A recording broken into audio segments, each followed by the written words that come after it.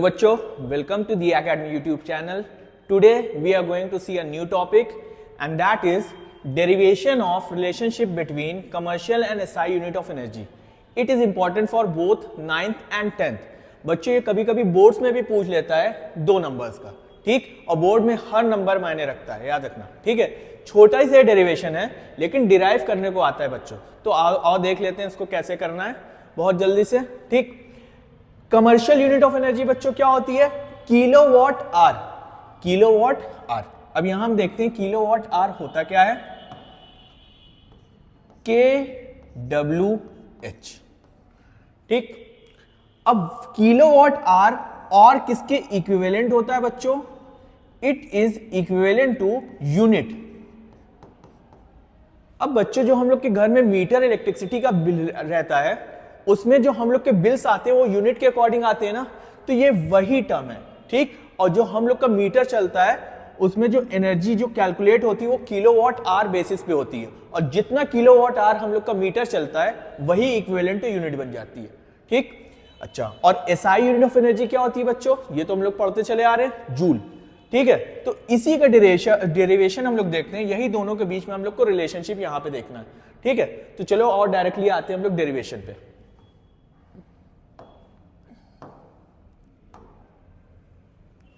हाँ, ठीक। अब देखो, अभी हम लोग ने क्या देखा? Commercial unit of energy kilowatt hour, तो हमने इसके आगे 1 लगा दिया। क्या क्वांटिटी पे कोई फर्क पड़ेगा? क्या नहीं पड़ेगा, ठीक। किलोवाट में K छोटा, W बड़ा और H कैपिटल, ठीक। तो ये हमारे पास कमर्शियल यूनिट ऑफ एनर्जी है, और इस तरफ हम क्या लिए हैं? SI unit of energy. तो दोनों के बीच में एक रिलेशनशिप एस्टैब्लिश हो जाएगा ना। अब देखते हैं वो कैसे आता है। 1 किलोवाट आर को हम लोग बच्चों क्या लिख सकते हैं? 1 किलोवाट इंटू 1 आर। कोई फर्क पड़ेगा क्या? वापस 1 से मल्टीप्लाई करेंगे तो यही तो आएगा, ठीक है। अब हमें इसको एसआई यूनिट ऑफ एनर्जी में कन्वर्ट करना है, किलोवाट आर, किलोवाट। अब बच्चों 1 किलोवाट में कितना वाट होता है? हम जानते हैं 10⁻³ वाट, ठीक। तो ये वैल्यू यहां पे सब्स्टिट्यूट कर देते हैं क्योंकि हमें एसआई यूनिट ऑफ एनर्जी में कन्वर्ट करना है। तो 1000 वाट, ठीक। अब यहां जो टाइम दिया है वो बच्चों आर में है, तो आर को किस में चेंज करना पड़ेगा हमें? सेकेंड्स में, ठीक। अच्छा, तो 1 आवर में कितने मिनट्स होते हैं पहले ये पता होने चाहिए, 60 मिनट।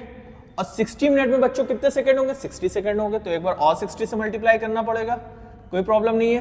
तो अब ये हमारा किस में कन्वर्ट हो गया? सेकंड में कन्वर्ट हो गया, ठीक। अच्छा, अब देखते हैं अब आगे।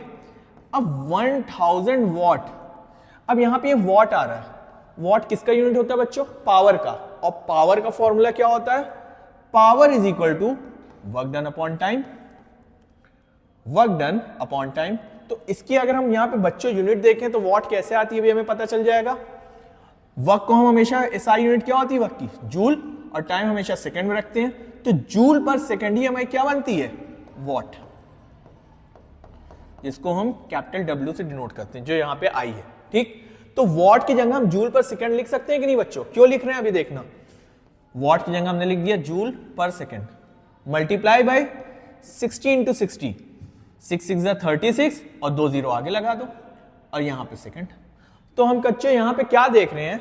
यहां वाला सेकंड नीचे है और यहां वाला ऊपर, तो दोनों आपस में क्या हो जाएगा? कैंसिल हो जाएगा। अब ये पूरे टर्म को मल्टीप्लाई करें तो क्या आ जाएगा बच्चों? ये 36, देखो इस तरह से करना, 36। अब यहां पे कितने टोटल जीरो है बस काउंट करके लिख दो, 1 2 3 4 5 जीरोस, 1 2 3 4 5।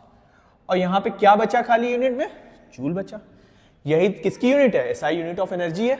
लेकिन बच्चों हमेशा जो यहां पे जब बड़ी वैल्यू आए तो हमेशा स्टैंडर्ड फॉर्म में आंसर लिखा जाता है। स्टैंडर्ड फॉर्म का मतलब एक डेसिमल प्लेस के बाद यहां पे हम आंसर लिखते हैं, ठीक। तो अगर यहां पे 3 के बाद डेसिमल लगाते हैं तो 3.6 इंटू 10⁻⁴ बच्चों कितना आ जाएगा?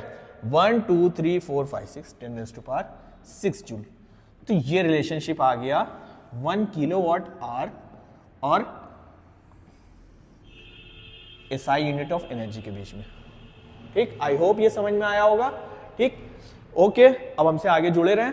फिर आगे हम लोग मिलते हैं नेक्स्ट वीडियो में, तब तक इसको अच्छे से कर लेते हैं। Okay, thank you.